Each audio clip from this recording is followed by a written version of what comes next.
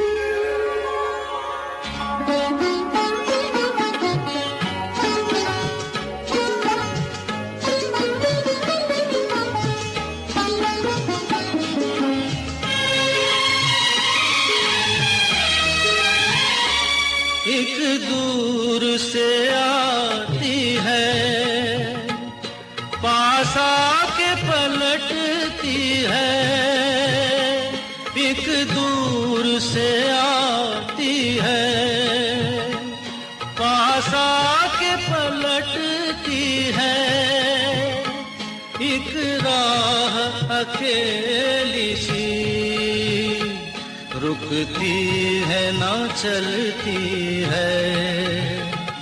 ये सोच के बैठी हूँ एक राह तो वो होगी तुम तक जो पहुँचती है इस मोड़ से जाती है। इस मोड़ से जाते हैं कुछ सुस्त कदम रखते कुछ तेज कदम राहें। पत्थर की हवेली को शीशे के घरों में तिनकों के नशे मन तक इस मोड़ से जाते हैं। इस मोड़ से जाते हैं।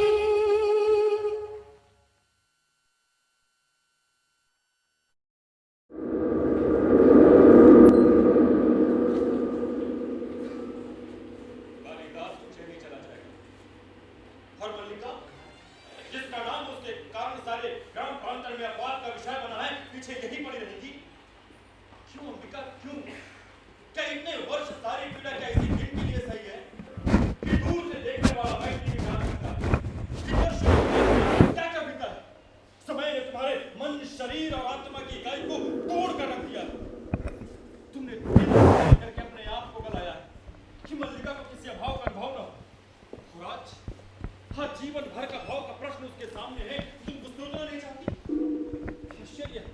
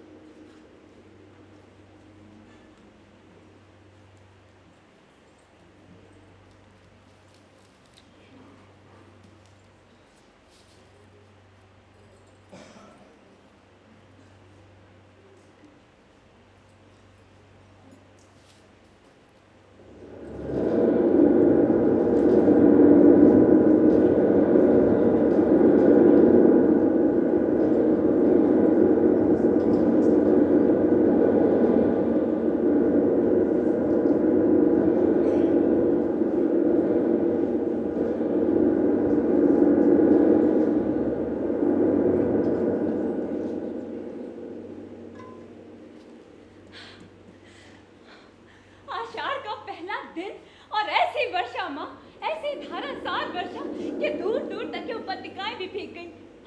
और मैं भी तो माँ, देखो ना कैसे भीग गई हूँ। गई थी कि दक्षिण से उड़कर आती बकुल पंक्तियों को देखूंगी, और देखो सब वस्त्र भिगोए आई हूँ। सूखे वस्त्र कहाँ है माँ? इसी तरह खड़ी रही तो जुड़ा जाऊंगी। सूखे वस्त्र अंदर तल पर।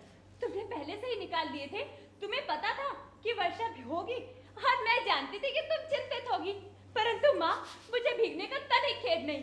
भीगती ना तो आज मैं वंचित रह जाती। चारों ओर धुआरे मेघ घिराए थे। मैं जानती थी कि वर्षा होगी, फिर भी मैं घाटी की पगडंडियों में नीचे नीचे उतरती गई, और एक बार तो मेरा अंचुक भी हवा ने उड़ा दिया।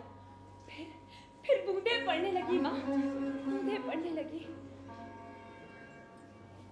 वस्त्र बदल लूं, फिर आके तुम्हें बताती हूँ। तो बहुत अद्भुत अनुभव था माँ, बहुत अद्भुत। नील कमल की तरह कोमल, और आज वायु की तरह हल्का, और चक्र की तरह चिन्मय। मैं चाहती थी कि उसे अपने अंदर भर लूं, और आंखें मूंद। मेरा तो सारा शरीर ही निचुड़ रहा है माँ। कितना पानी पिया है इन वस्त्रों ने। शीत की चुभन के बाद उष्णता का ये स्पर्श। कुबले दर्दी ने रंग का सोयल से, ला ला ला ला ला ला। गीले वस्त्र कहाँ डाल दूं माँ? यही रहने दूं?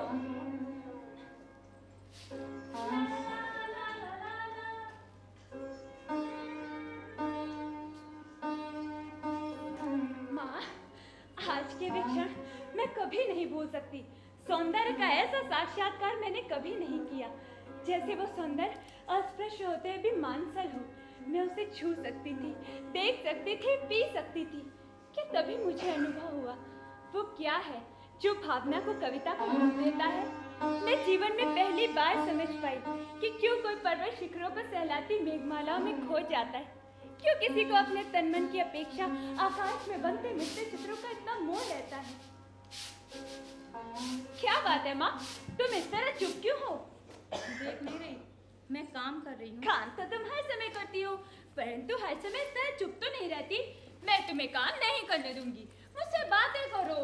क्या बात करूँ? कुछ भी कहो। कहो कि मैं भीग कर क्यों आई हूँ, या तुम कहो कि तुम घर पे अकेली थी इसलिए तुम्हें कुछ अच्छा नहीं लग रहा था। मुझे सब अच्छा लग रहा था। और फिर मैं घर पर अकेली भी कब होती हूँ? तुम्हारे यहाँ रहते मैं अकेली नहीं होती। मैं तुम्हें काम नहीं करने दूंगी। मेरे घर पे रहते भी तुम घर में अकेली होती हो। कभी तो मेरी भर्त्सना करती हो कि मैं घर में रहकर तुम्हारे सब कामों में बाधा डालती हूँ, और कभी कहती हूँ कि मुझे बताओ माँ। दूध औटा दिया है, इसमें शर्करा मिला लो और पी लो। नहीं नहीं नहीं, पहले तुम मुझे बात बताओ। और जाकर थोड़ी देर तल पर विश्राम करो। मुझे अभी बहुत नहीं माँ, विश्राम नहीं करना। थकी कहाँ हूँ जो विश्राम करूँ? मुझे तो अब भी अपने में बरसती बूंदों के पुलक का अनुभव हो रहा है माँ। रोम रोम अभी तक सीज रहे हैं। तुम बताते क्यों नहीं हो? ऐसे करोगे तो मैं भी तुमसे बात नहीं करूंगी।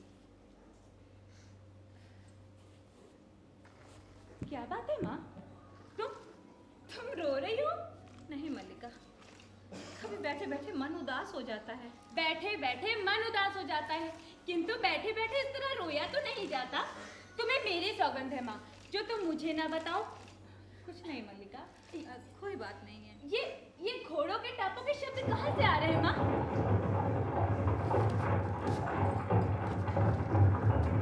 ये कौन लोग हैं माँ? संभवतः राज्य के कर्मचारी। परंतु आज ये लोग यहाँ किस लिए आए हैं? न जाने किस लिए आए हैं। कभी वर्षों में ये आकृतियाँ यहाँ दिखाई पड़ती हैं, और जब जब ये आकृतियाँ यहाँ दिखाई पड़ती हैं कोई ना कोई अनिष्ट होकर रहता है। कभी युद्ध की सूचना आती है और कभी महामारी की। पिछली महामारी में तुम्हारे पिताजी की मृत्यु के समय मैंने ऐसी ही आकृतियों को यहाँ पर देखा। परंतु माँ, आज ये लोग यहाँ किस लिए आए हैं? न जाने किस लिए आए हैं बेटा। माँ, तुमने बात नहीं बताई। हाँ, अग्निमित्र आज लौट आया है। लौट आया है? कहाँ से? जहाँ मैंने उसे भेजा था। तुमने भेजा था? किंतु माँ, मैंने तुमसे कहा था कि अग्निमित्र को कहीं भेजने की आवश्यकता नहीं है। तुम जानते हो माँ कि मैं विवाह नहीं करना चाहती, फिर भी उसके लिए क्यों प्रयत्न करती हो? तुम समझती हो कि मैं निरर्थक प्रलाप करती हूँ? देख रही हूँ मल्लिका कि तुम्हारी बात सच होने जा रही है। अग्निमित्र आज ये संदेश लाया है कि वो लोग इस संबंध के लिए प्रस्तुत नहीं है। वो कहते हैं। क्या कहते हैं? क्या अधिकार है उन्हें कुछ भी कहने का?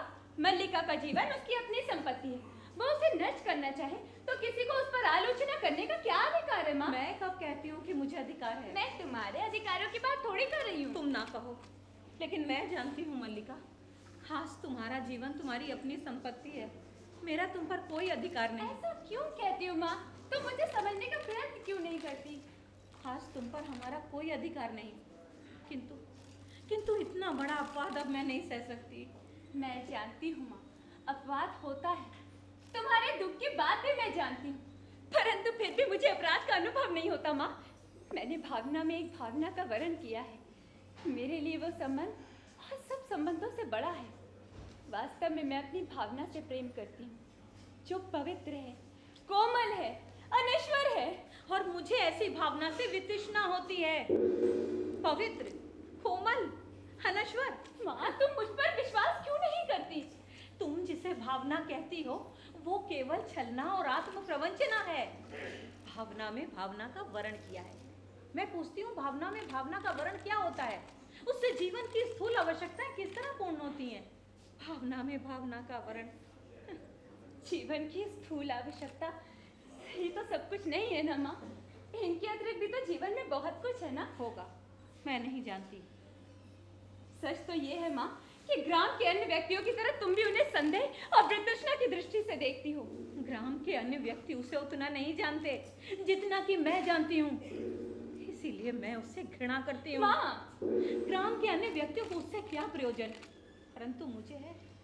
उसके प्रभाव से मेरा घर नष्ट हो रहा है। ठहरो माँ, तुम चल क्यों? तुम चल क्यों दी? माँ का जीवन भावना नहीं, कर्म है। उसे बहुत कुछ करना है घर में। हम जिएंगे हरिशावर, जिएंगे ना। एक बाण से आहत होकर हम प्राण नहीं देंगे। हमारा शरीर कोमल है तो क्या हुआ, हम पीड़ा सह सकते हैं।